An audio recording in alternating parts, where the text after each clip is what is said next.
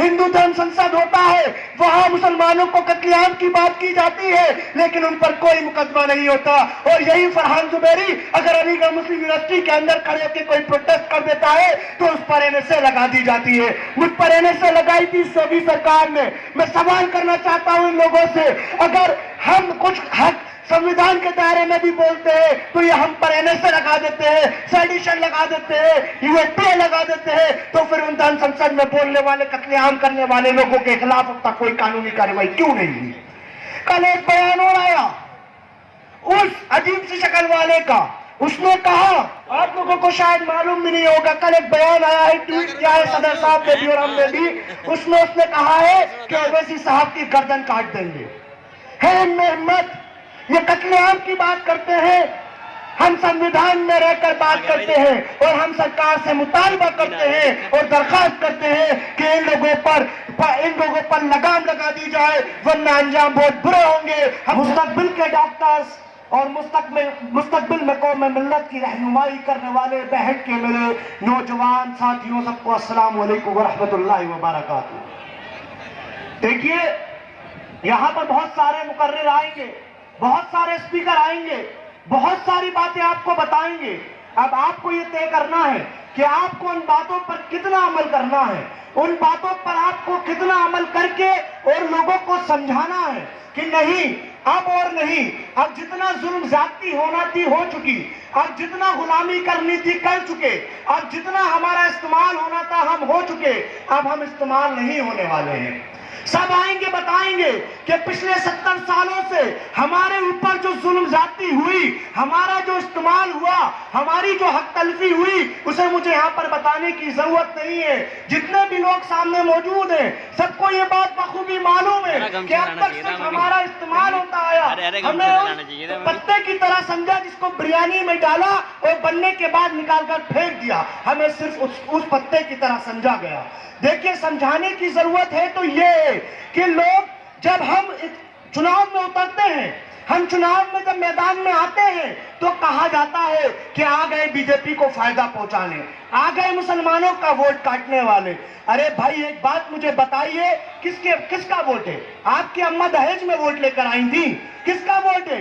ये हमारा वोट है, हमारी मर्जी, हम चाहे जिसे दे। और इंशाअल्लाह ताला इस बार 2022 के विधानसभा चुनाव में हम बता देंगे कि नहीं, इस बार अगर वोट कटवा कोई साबित होंगे तो वो बहुजन समाज पार्टी होगी, वो समाजवादी पार्टी होगी, वो कांग्रेस पार्टी होगी। इस बार एमआईएम का डायरेक्ट मुकाबला बीजेपी से है। कोई दूसरी पार्टी जो उतरेगी हमारे खिलाफ, जो मुस्लिम मेजोरिटी सीट पर अपना मुस्लिम कैंडिडेट देगी, तो साफ साफ समझ लीजिएगा कि ये बीजेपी को फायदा पहुंचाने के लिए आ रहे हैं। मुझे ये बात ऐसी बताने की जरूरत नहीं है। आपको मालूम है, अभी कुछ दिन पहले एक फोटो वायरल हुआ, आरएसएस के मुखिया मोहन भागवत के साथ कौन मुलाकात कर रहा था? मुझे बताने की जरूरत है, सबको मालूम है, वो मुलायम सिंह यादव थे। मुलायम सिंह यादव पार्लियामेंट में खड़े होकर मोदी को शुभकामनाएं देते हैं, कहते हैं कि हम दुआ करते हैं कि मोदी प्रधानमंत्री बने, और ये लोग हमसे कहते हैं कि हम बीजेपी को फायदा पहुंचाएंगे। अरे हमारी तारीख वो है, हमने हमेशा इस मुल्क के लिए कुर्बानियां दी, हमने आजादी की जंग से लेकर अब तक हम लोग कुर्बानियां देते आए। सीएनआरसी का बिल हो, चाहे कोई भी लड़ाई हो, सबसे पहले अगर संवैधानिक तरीके से कोई लड़ाई लड़ने वाला है तो वो हम लोग हैं। अलीगढ़ मुस्लिम यूनिवर्सिटी के अंदर जब इसी उत्तर प्रदेश की पुलिस ने हमारे ऊपर जुल्म ज्यादती की, हमारे ऊपर बर्बरता से लाठी चार्ज किया, तो फिर किसने आवाज उठाई? बताइए कौन लोग वो थे? तो ये लोग आपके बीच में नहीं आएंगे, ये लोग आपके लिए लड़ाई नहीं लड़ेंगे, ये लोग सिर्फ आपके बीच में तब आएंगे जब आपके वोटों का इस्तेमाल किया जा रहा होगा। जब आपके वोट देने की बारी आएगी तब आपसे कहेंगे कि नहीं, अब हमें वोट दीजिए, हम आपके हक की बात करेंगे। अरे भाई, पिछले 70 सालों से कौन इस मुल्क को चला रहा था? किसकी सरकारें थी? इन्हीं सो कोई secular party, Samajwadi, BSP, Congress, इन्हीं लोगों की पार्टी थी ना, इन्हीं लोगों की सरकार थी ना। तो फिर मुझे बताइए कि सच्चर कमेटी की report, Ranganath Mishra commission, kung fu report, ये सारी रिपोर्ट इस बात की गवाही देती है कि मुसलमानों के हालात दलितों से बदतर है। तो फिर इसका जिम्मेदार कौन है? बताइए कौन इसका जिम्मेदार है? लेकिन नहीं बताएंगे कि हमारी सरकारें थी, हमने मुसलमानों के साथ हल्फ की। आजादी के वक्त पर मुसलमानों की तादाद सरकारी नौकरियों में 35% से ज्यादा थी। आज कितनी है मालूम किसी को? 1% भी नहीं है। क्यों? क्योंकि इन्होंने हमेशा हमारे साथ हक तलफिया की। आप कहीं से देख लीजिए, अगर इन्होंने एक भी इंस्टीट्यूशन हमारे लिए खोला हो, एक भी कोई ऐसा काम हमारे हक में किया हो, तो आकर बता दीजिए। ये नहीं बताएंगे क्योंकि इन्होंने कभी हमारे लिए कुछ दिया ही नहीं। और आप लोगों के नजर में एक शेर करता हूं कि नहीं तेरा नशेमन कसरे सुल्तानी के गुम्मत पर, नहीं तेरा नशेमन कसरे सुल्तानी के गुम्मत पर, तू शाहीन है बसेरा कर पहाड़ों की चट्टानों पर।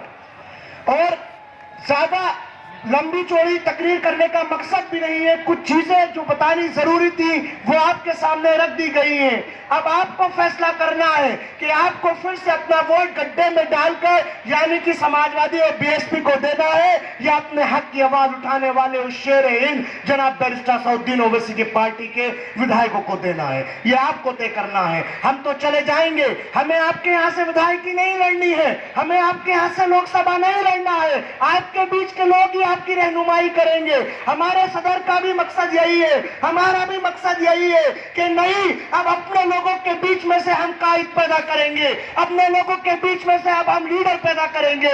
और आज हम अगर बैठ की सरजमीन पर तशरीफ लेकर आए तो इसका मकसद सिर्फ और सिर्फ एक ही मकसद है कि आपके बीच में से हम आपको शेर बनाने आए हैं।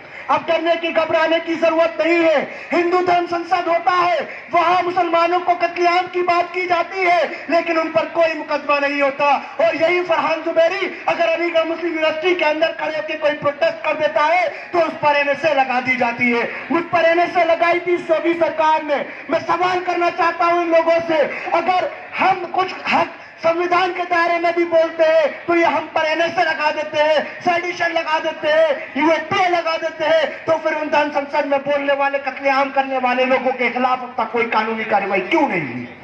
कल एक बयान और आया उस अजीब सी शक्ल वाले का, उसने कहा, आप लोगों को शायद मालूम भी नहीं होगा, कल एक बयान आया है, ट्वीट किया है सदर साहब ने भी और हमने भी, उसने कहा है कि ओवैसी साहब की गर्दन काट देंगे।